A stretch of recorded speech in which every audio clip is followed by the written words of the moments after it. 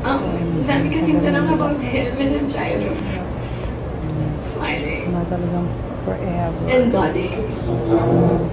Bata pa kasi siya, di ba? May edad na si Rico Blanco. I'm so scared because if I announce it, then it's real.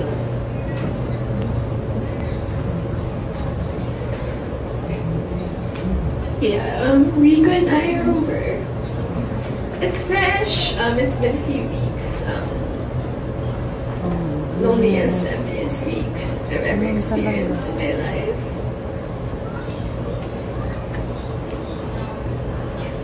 Makita to siguro. Laughter, music, everything. Kasi sinasabi niya, changes, siya ang may So 5 years namin together. We were always on the same page. Always on the same page. Sakit yung para kay Rico Blanco. I don't know what happened to me. Sana makahanap ka ng ano. Maybe I turned to the next page and maybe stay para sa saw a new perspective sa life. Unlock. I had visions of who I want to become, how I want to evolve.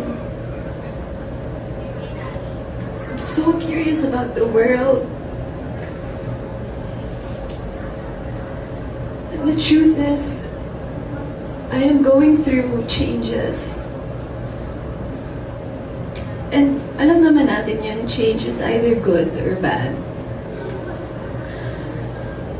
But what I hate about change is that it's inevitable.